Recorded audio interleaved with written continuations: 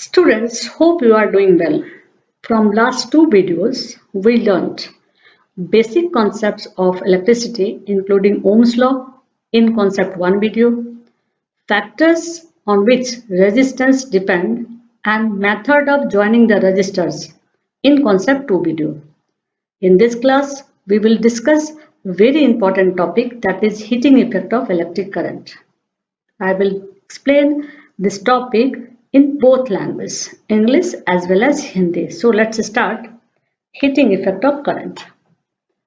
When an electric current is passed through a high resistance wire like nichrome wire, the resistance wire becomes very hot and produces heat. This is called heating effect of current. The heating effect of current is obtained by the transformation of electrical energy into heat energy. Or we can write in this form, short form, for better understanding, electrical energy into heat energy. Just as mechanical energy used to overcome friction is converted into heat, friction is converted into heat. In the same way, electrical energy is converted into heat energy when an electric current flows through a resistance wire. Thus, the role of resistance in electrical circuit is similar to the role of friction in mechanics. Now, formula of heat produced. Heat produced is denoted by capital H, and H is equals to I squared multiplied by R multiplied by T joules. This formula gives us the heat produced in joules. When current of I ampere flows in a wire of resistance R ohms for time T second, this is known as Joule's law of heating effect. According to Joule's law of heating effect, given the formula H equals to I square R T, it is clear that the heat produced in a wire is directly proportional to the square of the current. Next, resistance of the wire R. Next, time T for which current is passed. Now in Hindi, heating effect of current क्या होता है? जब electric current को किसी high resistance wire से like nichrome wire से हम पास कराते हैं तो वो करंट के फ्लो को रेजिस्ट करता है, और जब करंट के फ्लो को रेजिस्ट करता है तो वो रेजिस्टेंस वायर जो है वो गर्म हो जाता है, और गर्म होने के बाद हीट को प्रोड्यूस करता है. ठीक है, इसको शॉर्ट फॉर्म में ऐसे लिख सकते हैं, electrical energy heating effect of current में क्या हो रहा है, तो इलेक्ट्रिकल एनर्जी जो है वो हीट एनर्जी में कन्वर्ट हो रहा है. और उसको किससे रिलेट किया गया था? मैकेनिक्स से किया गया था, जिसमें मैकेनिक्स में फ्रिक्शन जो है वो हीट को प्रोड्यूस करता है, लेकिन हमारे हीटिंग इफेक्ट ऑफ करंट में इलेक्ट्रिकल एनर्जी जो है वो हीट एनर्जी में कन्वर्ट होता है. ठीक है, फॉर्मूला आपका था heat produced equals to I square multiplied by R multiplied by T joules, और इसको क्या कहा जाता है? इसको कहा जाता है जूल्स लॉ ऑफ हीटिंग. ठीक है, आगे बढ़ते. फिर क्या कहा कि जूल्स लॉ ऑफ हीटिंग ये जो था हमारा, इससे एक सिंपल सा फॉर्मूला बना H equals to I square R और टी. तो इस फॉर्मूला से हम कह सकते हैं जो हीट प्रोड्यूस हो रहा है यानी H जो है वो किसके किसके प्रोपोर्शनल होगा? आई स्क्वायर के प्रोपोर्शनल होगा, रेजिस्टेंस के प्रोपोर्शनल होगा और टाइम के प्रोपोर्शनल होगा. तो इसी को सेंटेंस में यहाँ पे बताया जा रहा है कि heat produced in a wire is directly proportional to square of the current. This one, square of the current. Next, resistance of the wire R. Okay, then time T for which current is passed. Now, there are three main points. First one is, since the heat produced is directly proportional to the square of the current, ऐसा हम लोग जानते हैं. So, ये formula तो हो गया, formula का एक पार्ट हो गया. अब इससे बेस्ड कुछ रीजनिंग क्वेश्चन आ जाता है, कुछ डायरेक्ट क्वेश्चन आ जाता है, कुछ इनडायरेक्ट क्वेश्चन आ जाता है. वो क्या कहता है? So, if we double the current, then the heat produced will become 4 times. And if we halve the current, then heat generated will become 1/4. अब ये कैसे होगा? यहाँ पर हीट प्रोड्यूस्ड H है और यहाँ I स्क्वायर है।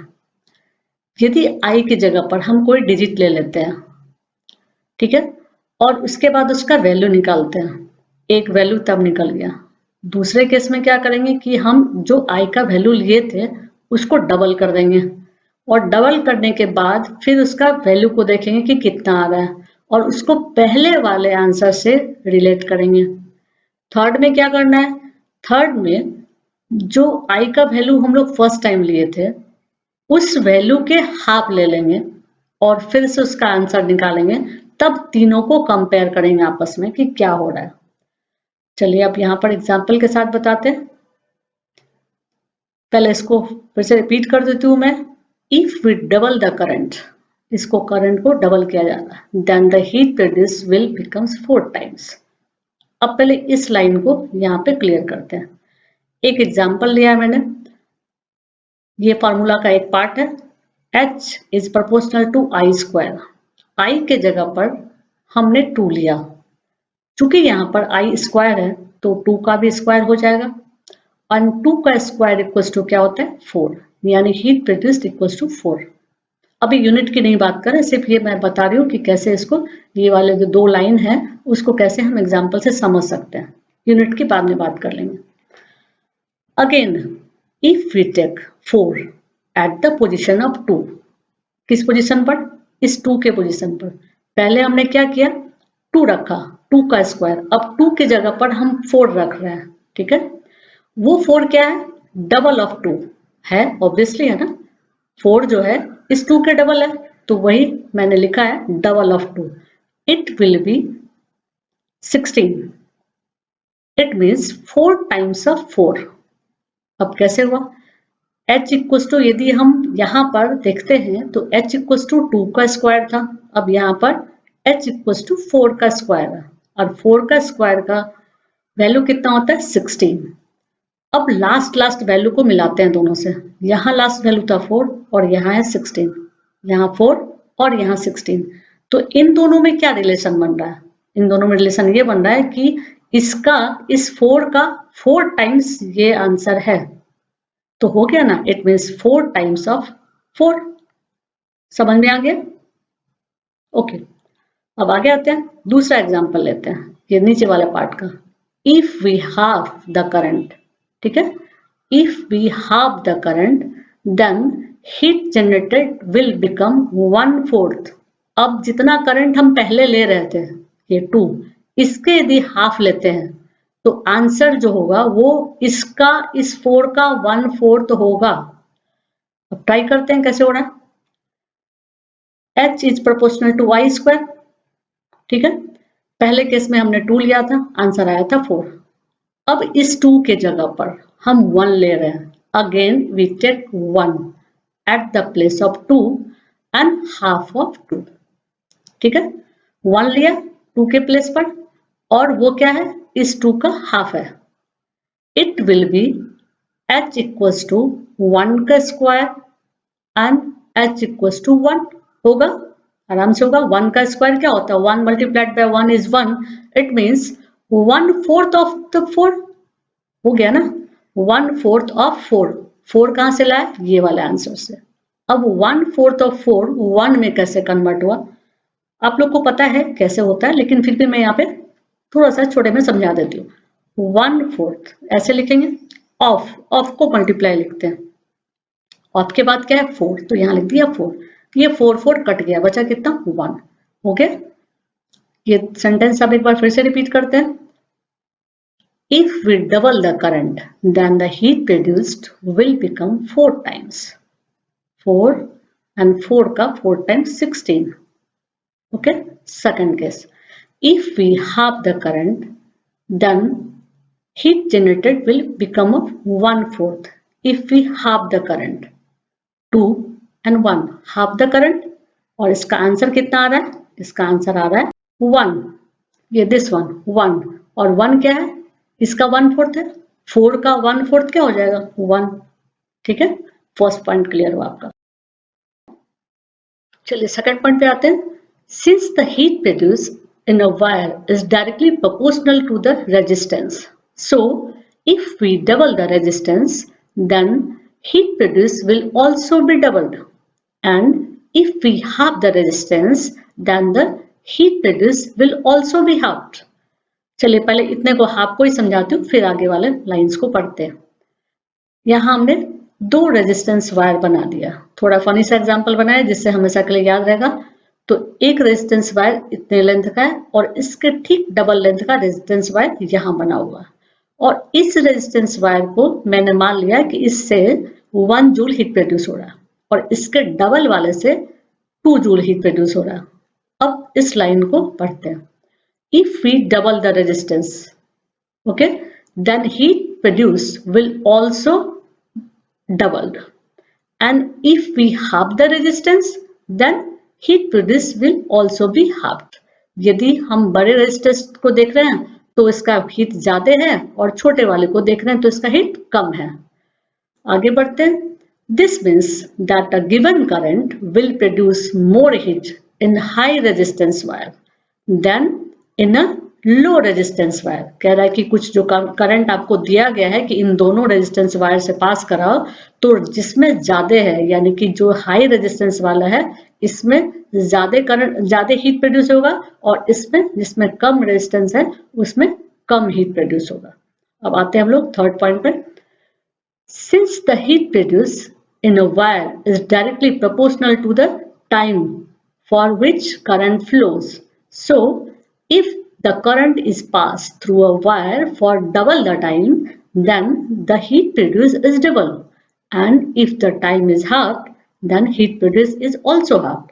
मतलब कह रहा है कि करंट हम कितने देर के लिए पास कराएंगे उस पर भी हीट प्रोड्यूस का वैल्यू जो है वो डिपेंड करेगा। यदि हम 1 घंटे के लिए पास कराते हैं और वैल्यू जो भी निकलता है हीट प्रोड्यूस का उसको रख लेते हैं, उसको नोट कर लेते हैं, और फिर से उसी करंट को हम 2 घंटे के लिए पास कराते हैं और फिर से उसका जो है हीट प्रोड्यूस का वैल्यू को नोट कर लेते हैं, तो दोनों को जब रिलेट करते हैं तो डिफरेंस होता है। कम जब पास कराएंगे तो कम हीट प्रोड्यूस होगा, और ज्यादा देर के लिए जब पास कराएंगे तो ज्यादा हीट प्रोड्यूस होगा, यानी हाफ और डबल का रिलेशन होगा। Next topic is applications of the heating effect of current.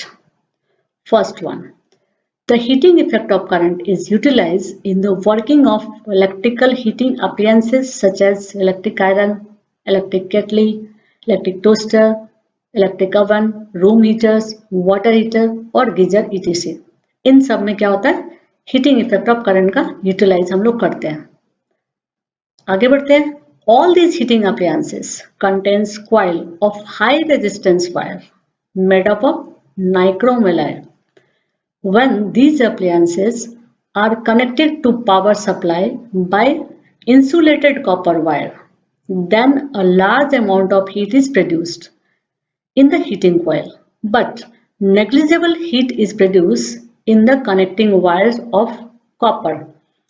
अब इस पैराग्राफ से क्वेश्चन आता है, जरूरी आता है, इंपॉर्टेंट पैराग्राफ है। फिर से मैं इसको हिंदी में जरा समझा देती हूँ कि क्या कर रहा है कि ये जितने हीटिंग अप्लायंसेस हैं वो हाई रेजिस्टेंस, उसमें जो कॉइल होता है वो हाई रेजिस्टेंस से बना होता है, ठीक है, जैसे कि नाइक्रोम एलॉय से। और जब इसमें इस तरह के हीटिंग अप्लायंसेस को हम वायर से कनेक्ट करते हैं, स्विच से कनेक्ट करते हैं, तो क्या होता है कि बहुत ज्यादा हीट प्रोड्यूस होता है। क्यों हीट प्रोड्यूस होगा? क्योंकि हाई रेजिस्टेंस वायर है, तो हाई रेजिस्टेंस वायर है तो करंट को बहुत ज्यादा रेजिस्ट करेगा, और बहुत ज्यादा जब रेजिस्ट करेगा तो हीट बहुत ज्यादा प्रोड्यूस होगा।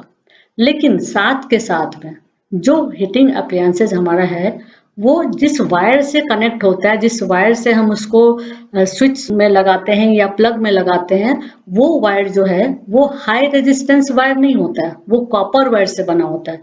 और कॉपर वायर करंट सेम पास होगा, लेकिन कॉपर वायर वाला जहां तक है मटेरियल वहां तक वो बहुत ज्यादा हीट नहीं होगा, लेकिन जहां पर नाइक्रोम वायर आ जाता है वहां वो बहुत ज्यादा हीट करेगा, ठीक है। अब इसी से क्वेश्चन आता है। आंसर में आपको क्वेश्चन किसी भी तरह से घुमा के पूछे, आप आंसर में यही लिखोगे। क्या लिखोगे? रीजन ये है, nichrome wire has high resistance but copper wire has very low resistance. Simple सा आंसर है, क्वेश्चन बहुत तरह से ट्विस्ट करके पूछेगा, आंसर बस यही होना है, ठीक है। अब सेकंड पॉइंट पे आते हैं, सेकंड एप्लीकेशन पर। The heating effect of electric current is utilize in electric bulbs for producing light. जो हीटिंग इफेक्ट है, जो बल्ब हम लोग देखते हैं, अभी वाला बल्ब नहीं, अभी तो एलईडी होता है, पहले जो बल्ब आता था गोल वाला जिसमें पीला लाइट दिखता था या सफेद लाइट दिखता था, उसकी बात कर रहा है। The heating effect of electric, मतलब उससे मैं इसलिए रिलेट कर रही हूँ कि उससे आप जल्दी समझ में आपको आ जाएगा, समझ जाओगे जल्दी से। तो लाइंस को पढ़ते हैं। The heating effect of electric current is utilize in electric bulbs for producing light. Okay, अब इसमें क्या होता है, when electric current passes through a very thin high resistance tungsten filament of an electric bulb, the filament becomes white hot and emit light। ठीक है, क्या कर रहा है, कह रहा है कि जब इलेक्ट्रिक करंट को हम पास कराते हैं, किससे पास कराते हैं, वेरी थिन, बहुत पतले, लेकिन रेजिस्टेंस में बहुत हाई। पतला बहुत होगा लेकिन रेजिस्टेंस बहुत ज्यादा होगा, ठीक है, टंगस्टन। और जो बल्ब में, बल्ब कभी नजदीक से ला करके देखोगे, जो पहले चलता था बल्ब, तो उसमें क्या होता है, जिग-जैग मैनर का एक फिलामेंट दिखता है, और वो फिलामेंट जो है वो टंगस्टन फिलामेंट कहलाता है, ठीक है। तो वो क्या होता है, हाई रेजिस्टेंस वाला होता है और पतला भी बहुत ज्यादा होता है। तो जब हम इलेक्ट्रिक बल्ब में करंट को पास कराते हैं तो वो क्या होता है कि बहुत ज्यादा गर्म हो जाता है, क्योंकि रेजिस्टेंस होता है, हाई रेजिस्टेंस होता है, तो बहुत ज्यादा हीट प्रोड्यूस करेगा, और गर्म होने के साथ, हीट प्रोड्यूस करने के साथ साथ वो व्हाइट हॉट हो जाता है, और इसकी वजह से हम लोग को लाइट दिखता है बल्ब से, ठीक है।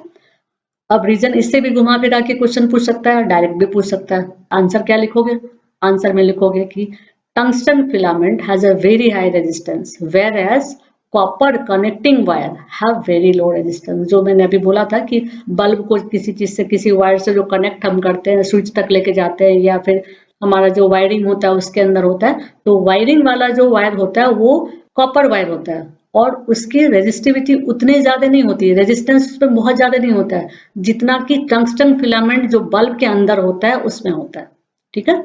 तो रीजन में आप यही चीज लिखोगे।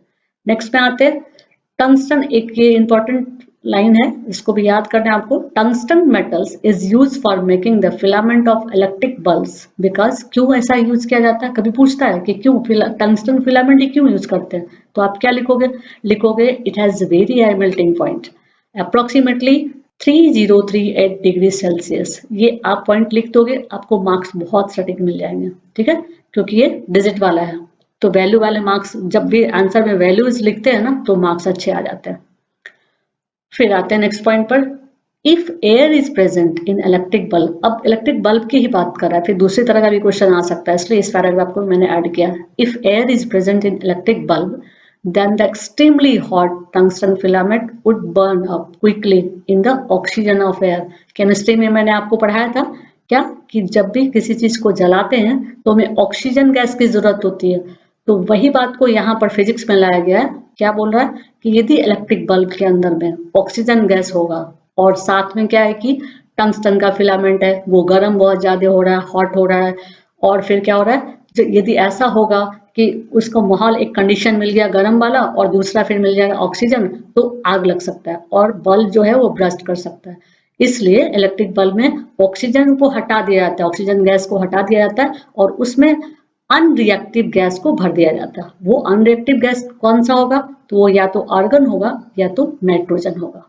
एक बार फिर से बता देते हैं इसको। कह रहा है कि जो बल्ब है, बल्ब के अंदर यदि एयर रखा जाए, एयर रहे, यानी एयर का ऑक्सीजन भी रहे उसमें, तब यदि हम टंगस्टन को गर्म करते हैं, मतलब स्विच ऑन करते हैं, तो टंगस्टन ऑटोमेटिकली होगा, स्विच ऑन करेंगे तो टंगस्टन गर्म होगा, गर्म होने पर हीट प्रोड्यूस होगा, और हीट प्रोड्यूस होगा और साथ में ऑक्सीजन होगा, तो आग लग सकता है और बल्ब जो है ब्रस्ट कर सकता है।